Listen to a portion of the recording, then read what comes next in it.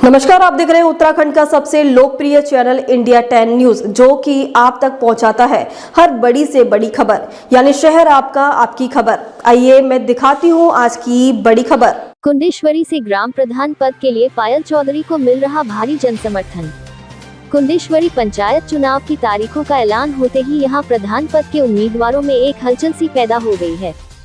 यूं तो आधा दर्जन लोगों ने प्रधान पद पर अपना नामांकन पत्र दाखिल किया है, परंतु जाने माने चौधरी गोविंद सिंह परिवार से यश चौधरी की पत्नी पायल चौधरी के मैदान में उतरने से अन्य प्रत्याशियों में एक घबराहट सी पैदा हो गई है। यूं तो पायल चौधरी केवल इंटर तक शिक्षा ग्रहण किए हुए हैं, परंतु राजनीतिक अनुभव उनमें कूट-कूट कर भरा है। लगभग 5300 वोट वाली इस सीट पर कांटे की टक्कर भी दिखाई दे सकती है। कुंडेश्वरी के विकास में चौधरी गोविंद सिंह के परिवार का विशेष योगदान रहा है। स्वर्गीय चौधरी गोविंद सिंह लगभग 40 साल तक यहां प्रधान पद पर आसीन रहे। उन्हीं के परपोते यश चौधरी ने इस बार चुनावी मैदान में अपनी पत्नी पायल चौधरी को उतारा है। ज्ञात रहे कि इस बार यह सीट पिछड़ा वर्ग के लिए आरक्षित है। पत्रकार वार्ता में पायल चौधरी ने कहा कि पिछले 10 वर्षों से कुंडेश्वरी क्षेत्र विकास की बागडोर हो रहा है। इस क्षेत्र में अभी जहां था कूड़े के ढेर दिखाई देते हैं। कूड़ा निस्तारण की कोई भी योजना इस क्षेत्र में लागू नहीं हो पाई है। वहीं यहाँ नालियों में सफाई व्यवस्था, तली झाड़ सफाई, नई नालियों का निर्माण आदि समस्याएं हैं, जिसके कारण क्षेत्र में बरसाती मौसम आने पर जल भराव की स्थिति उत्पन्न हो जाती है। वहीं वृद्धावस्था पेंशन, किसान पेंशन, विकलांग पेंशन जैसी योजनाओं को जनप्रतिनिधि क्रियान्वित नहीं कर पाए हैं। इसके साथ साथ इस ग्रामीण क्षेत्र में बारात घर की विशेष आवश्यकता रही है। यदि सम्मानित जनता ने उन्हें प्रधान पद पर सुशोभित किया तो वह क्षेत्र की हर छोटी से छोटी और बड़ी समस्याओं पर गहनता से कार्य करेंगे।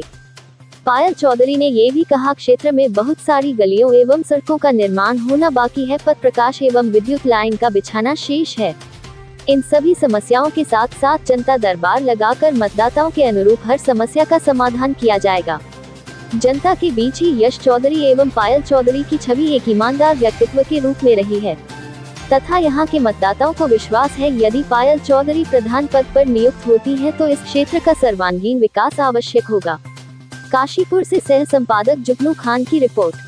जैसा कि आप जानते हैं कि यहाँ ज़्यादातर रोड का शिकायत है लोगों को, नाली की व्यवस्था के लिए करना पड़ेगा। नाली की आए दिन पानी वगैरह इस सबसे शिकायत है लोगों को, और जो गाँव का है विकास के लिए उसके लिए भी करना है।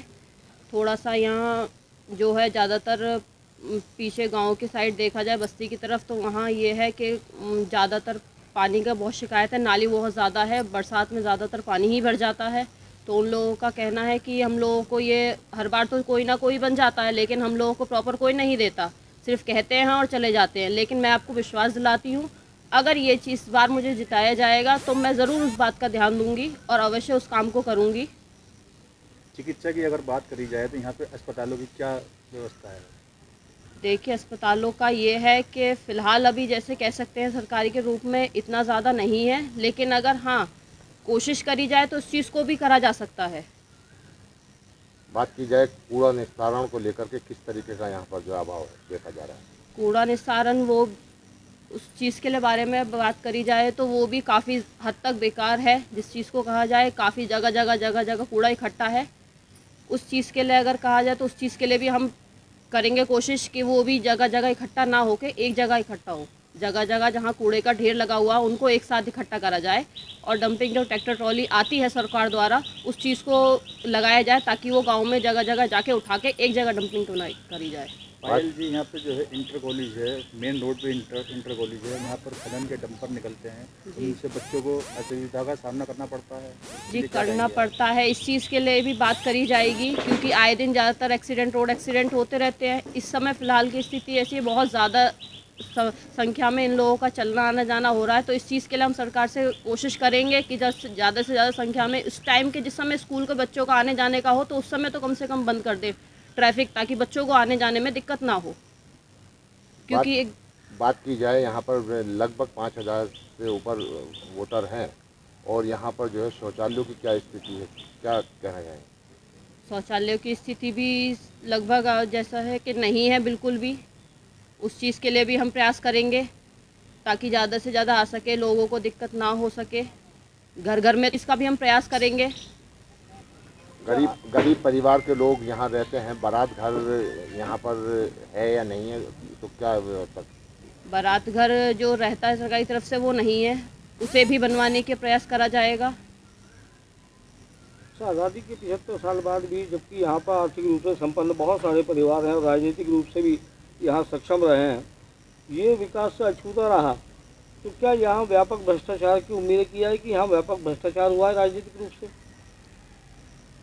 इस बारे में अब ज़्यादा तो नहीं, लेकिन हाँ थोड़ा सा कहा जा सकता है, क्योंकि जितना होना चाहिए विकास इतना विकास नहीं हुआ है। इस चीज़ को आप थोड़ा मान सकते हैं, क्योंकि अगर जितना आता है सरकार से वो पूरा प्रॉपर तरीके से लगाया जाए तो उस चीज़ को इतना डेवलपमेंट हो सकता है, लेकिन इतना हुआ नहीं है।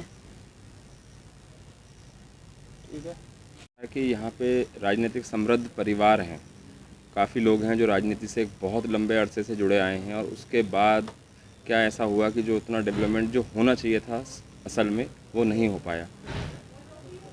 आप सही कह रहे हैं, अगर और ज़्यादा प्रयास करे जाते तो आज इस गांव में एक ऐसा मतलब चिकित्सालय की सुविधा होती सरकार के माध्यम से।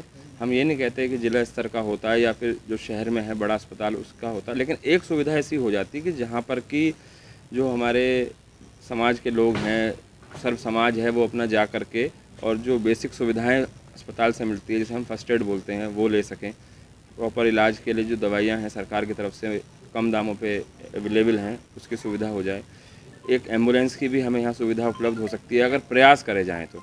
और मेरा मानना यह है कि जो एक ग्राम प्रधान होता है वो गांव का मतलब अगर विकास करने की सोच ले तो उसके पास इतनी बड़ी शक्ति है कि वो ज़िले से, ब्लॉक से, जिला पंचायत से जितनी भी सुविधाएं उपलब्ध हैं सरकार के माध्यम से वो ज़्यादा से ज़्यादा अपने गांव में ला सकता है। और प्रधान का काम भी यही होता है कि जितनी भी सुविधाएं उसको दी जा रही हैं गांव को, वो प्रधान उसको अपने गांव में लाए और उस काम को करे। यहाँ पिछले काफ़ी समय से खुली बैठकें भी रही हैं प्रधान और सचिव द्वारा जी। तो उन बैठकों में विकास के मुद्दे उठते हैं, क्या उसमें कभी आपके परिवार या अन्य राजनीतिक लोगों की सलाह ली गई?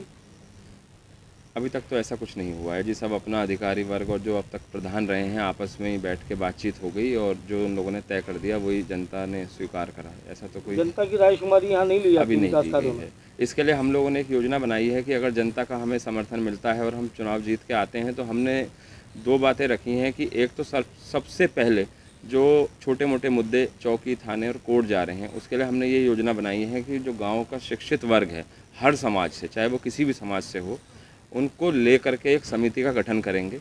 उन्हीं में से एक उस समिति का अध्यक्ष या जो भी उनका पद होता है उस पर मनोनीत होंगे और ज़्यादातर मुद्दों को गांव के स्तर से ही निपटाने की कोशिश करेंगे ताकि जो लोगों का धन कोर्ट में और थाने चौकियों में जाके खराब हो रहा है, समय खराब हो रहा है। पंचायत का निर्माण करना चाहते हैं? हम लोग एक चौपाल का निर्माण करना चाहते हैं जिसमें कि बैठ के लोग अपने विचार रख सकें, अपने समस्याओं का निपटारा कर सकें।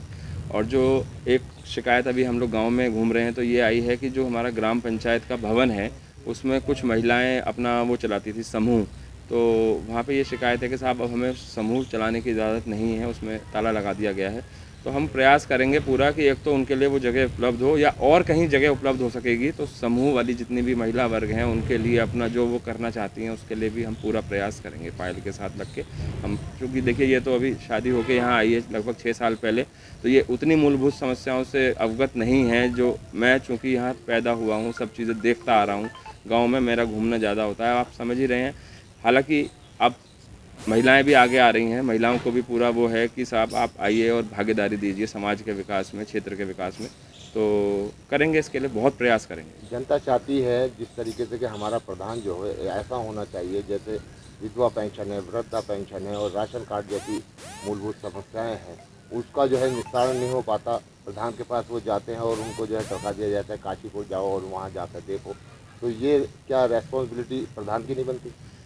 सर इसके लिए हम जो काम करने की सोच रहे हैं या जो हमारे साथ लोग हमें चुनाव लड़ा रहे हैं उन्होंने जो समस्या आप बता रहे हो सेम समस्या उन लोगों ने भी बताई। गांव में बहुत बड़ी आबादी बुजुर्ग महिलाओं की, पुरुषों की है जहां शिक्षा का थोड़ा अभाव है।